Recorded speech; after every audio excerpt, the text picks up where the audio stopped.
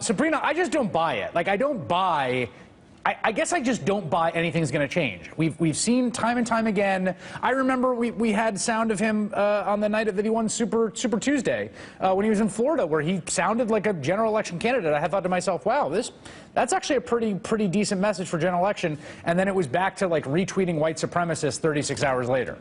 Right. There's an extent to which Donald Trump is simply going to be Donald Trump. He can't be controlled. He can't be managed. And I think he recognizes, as Gabe was just alluding to, that his supporters don't want to see that shift in tone. In fact, they're attracted to him because he takes on the political establishment, not because he's trying to rally the establishment around his candidacy. But I also think that the reason he's brought in some of these professionals is because one thing that we're the stage we're at right now, he's realized that ground game matters, that if you don't understand how these delegate conventions at the state level work, that matters. And if you head into a contested convention because Donald Trump was unable to seal the deal and get to that magic number, then that's where Ted Cruz, with his sophisticated organizational operation, really could run away with the GOP nomination. Charlie, you know, I had a thought today. I was remembering the campaign for Elizabeth Warren, someone who in almost every way could not be more of the political opposite than Donald Trump. But here's something that happened when Elizabeth Warren ran for Senate.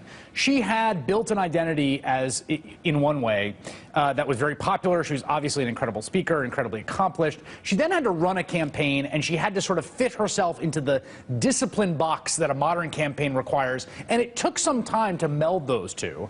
And that's a hard thing for anyone to do, anyone that goes through that process. I just don't see that as something Donald Trump is capable of doing. Yeah, and I think it's an interesting comparison because she only had to do it in one state. Right. She didn't have to do it on the national stage. No, he's not going to discipline himself to the point, but he is going to discipline himself to this pattern. He is going to campaign like a thug, win, be gracious on election night, go to another state and start the whole thing all over again. Right. And every time he accepts a speech and comes within an area code of civility, a lot of the elite political press is going to get fooled and say, look, it's the new Donald Trump. And this is a great scam. He can run this all the way to the convention.